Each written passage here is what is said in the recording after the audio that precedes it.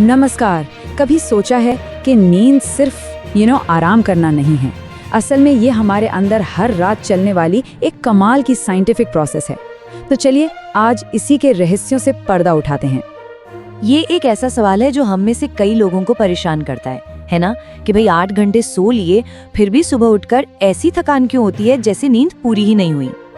देखिए, इसका जवाब शायद थोड़ा चौंकाने वाला हो, क्योंकि हम सब यही सोचते हैं कि ज्यादा घंटे मतलब अच्छी नींद, पर असल में साइंस कुछ और ही कहता है। नींद की क्वालिटी उसकी क्वांटिटी से कई ज्यादा जरूरी है। जी हाँ, असली खेल नींद के चक्र को पूरा करने का है। जब तक हम इस साइकिल को नहीं समझते, अच्छी नींद एक पहेली ही बनी रहती है। तो चलिए आज इस पहेली को सुलझाते हैं। हमारे शरीर के अंदर ना एक तरह की घड़ी है जो लगभग 90 मिनट की एक खास रिदम पर चलती है, खासकर जब हम सो रहे होते हैं। और अच्छी सेहत का राज इसी रिदम को समझने में छिपा है। तो ये नींद का चक्र आखिर है क्या? इसे ऐसे समझिए कि ये लगभग 90 मिनट का एक पूरा सर्किट है जिसमें हमारा दिमाग और शरीर नींद के 4 अलग-अलग स्टेज से होकर गुजरता है। और हर रात हम ऐसे 4 से 6 चक्र पूरे करते हैं। और जो बात इसे और भी दिलचस्प बनाती है वो ये है कि हर साइकिल एक जैसी नहीं होती। जैसे रात की शुरुआत में शरीर की मरम्मत करने वाली गहरी नींद ज्यादा होती है, और जैसे जैसे सुबह होती है दिमाग को फ्रेश करने वाली REM नींद का टाइम बढ़ता जाता है। ठीक है, तो आइए अब एक सिंगल 90 मिनट के चक्र के अंदर चलते हैं, एक सफर पर, ये देखने के लिए कि इस दौरान हमारे दिमाग और शरीर में असल में होता क्या क्या है। तो पहले 2 स्टेज, जिन्हें साइंटिस्ट N1 और N2 कहते हैं, वो नींद का एंट्री गेट हैं। ये वो फेज है जब शरीर धीरे धीरे आराम की हालत में आता है और दिमाग अपनी यादों को सॉर्ट करने जैसा जरूरी काम शुरू कर देता है। इस दौरान मसल्स रिलैक्स होने लगती हैं, हार्ट रेट स्लो हो जाता है और बॉडी टेम्परेचर थोड़ा गिर जाता है। हमारा दिमाग बाहरी शोर को ब्लॉक करना शुरू कर देता है, और सबसे ज़रूरी हमारी प्रोसीजरल यादें, मतलब कोई भी स्किल जो हमने सीखी है जैसे टाइपिंग करना या गिटार बजाना, वो पक्की हो जाती हैं। अब आता है स्टेज 3, जिसे हम डीप स्लीप या गहरी नींद भी कहते हैं, और इसे शरीर की रिपेयर शॉप कहना बिल्कुल सही होगा। ये वो वक्त है जब शरीर खुद की सर्विसिंग करता है।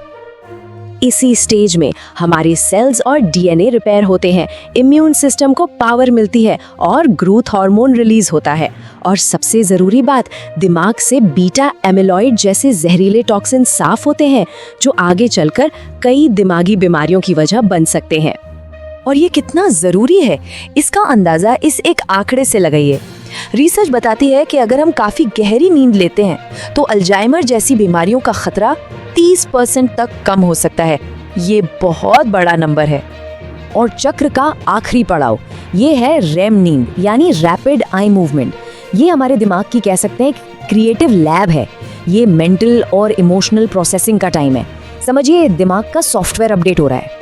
इस स्टेज में यादें लॉन्ग टर्म स्टोरेज में भेजी जाती हैं, दिन भर के इमोशनल उतार चढ़ाव को बैलेंस किया जाता है और हमारी क्रिएटिविटी और प्रॉब्लम सॉल्विंग स्किल्स बढ़ती हैं।